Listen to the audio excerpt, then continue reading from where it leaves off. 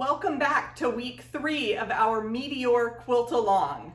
This week we'll start playing with the AnglePlay templates, my favorite way to make half rectangle triangles. To cut the half rectangle blocks for the Meteor quilt, we start with our 2 colors of fabric that we want to show up in the final unit. And there are some instructions, I've seen tutorials out there about positioning your fabric somehow like this, that will, with one on top of the other and offset and sewing on both sides of the line. I understand that concept, but that takes a lot of mental energy and I'd have to refer back to the tutorial every time.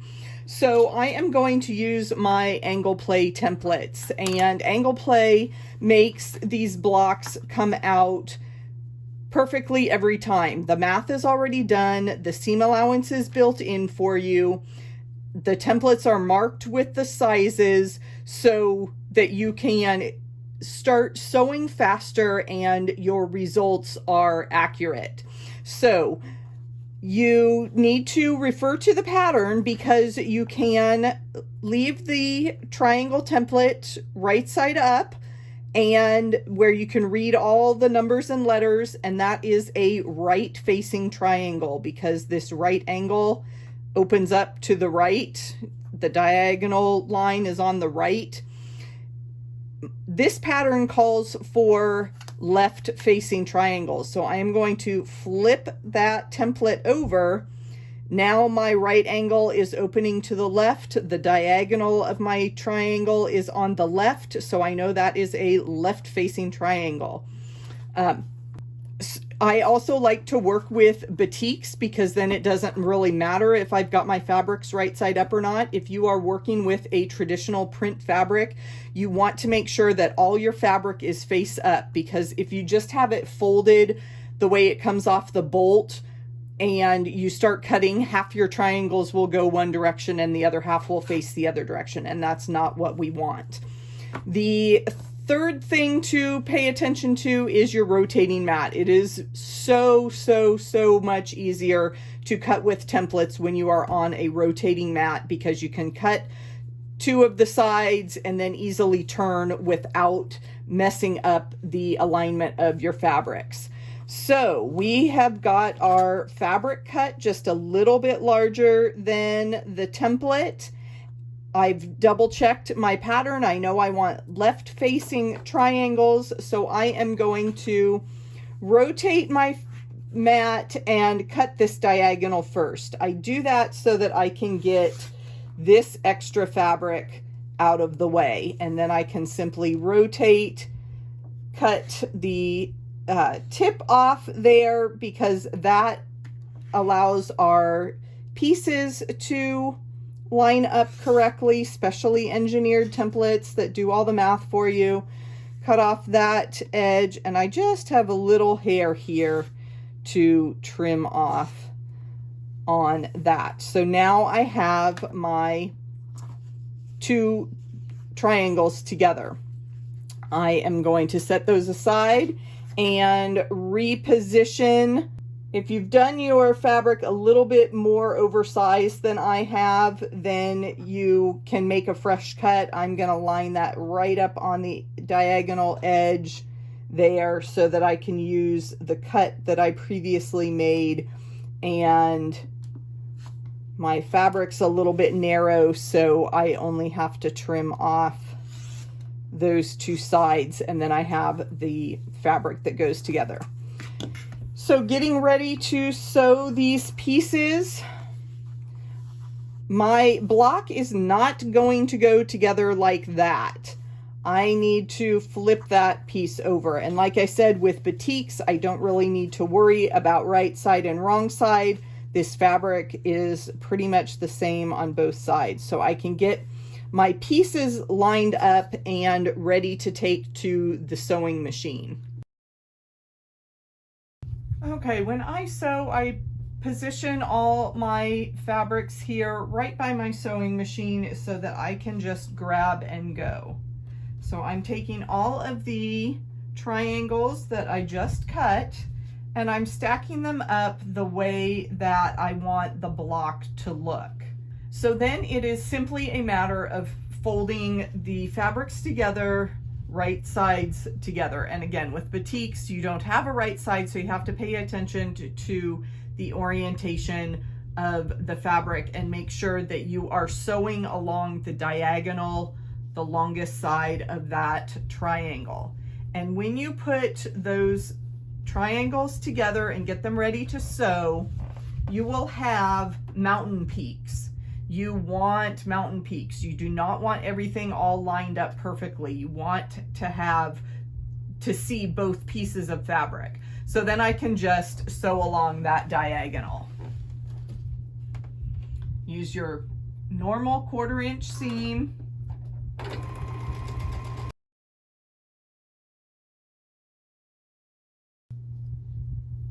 Lining up my second unit, and you can see with that specially angled tip from the template, my pieces line up exactly right on the tips of my triangle. So I know those are going to sew correctly.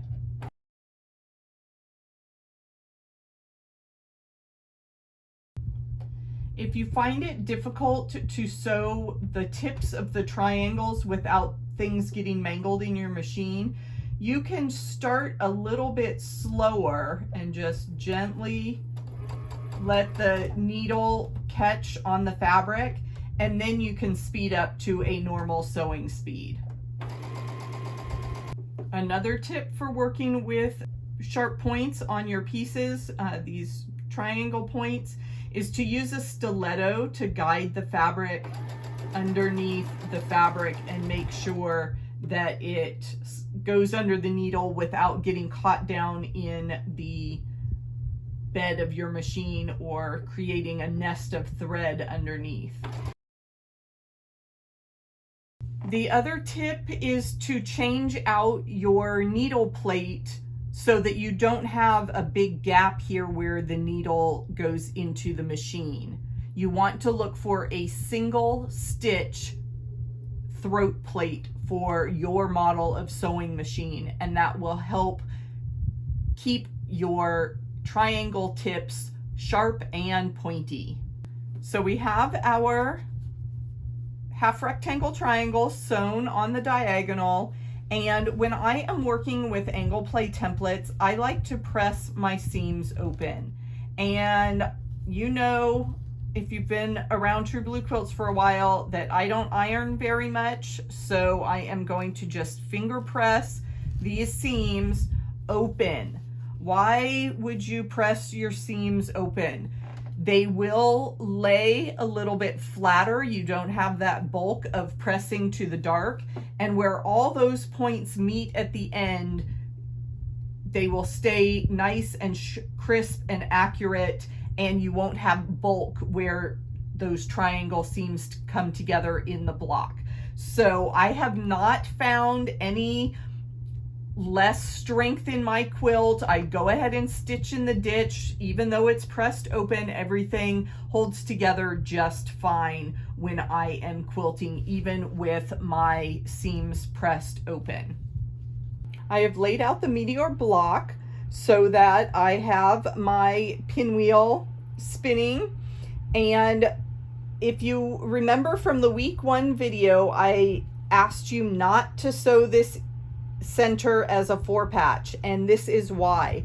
I want to sew my Meteor blocks together in quadrants, so then it becomes a 4-patch that can all come back together.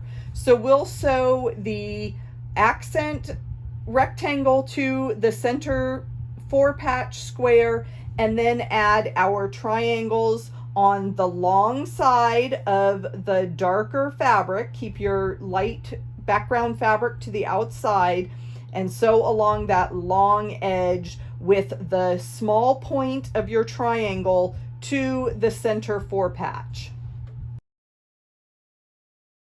The quadrants are sewn back together, and I have replaced them in position so that my center makes a 4 patch with alternating colors, and my triangles form that pinwheel design on the outer edges of my block. And now I can sew my 2 pairs together and sew the long seam in the middle. This block goes together nicely with just that one seam to match up with your 4 patch squares for the center 4 patch.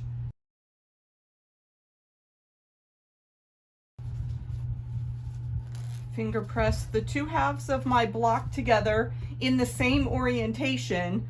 That way my seams will nest when I spin that block around for the final seam.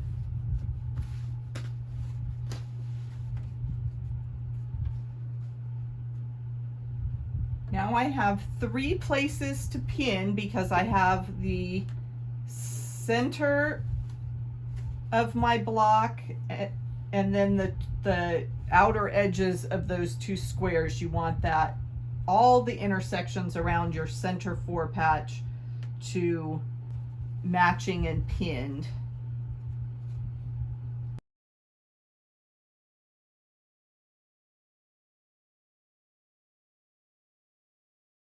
And there we have our 3rd block in the Meteor quilt, a pinwheel block made with half square rectangles, and I love to use my AnglePlay templates. Creating blocks with half rectangle triangles really expands our quilting horizons. You can do so many fun things.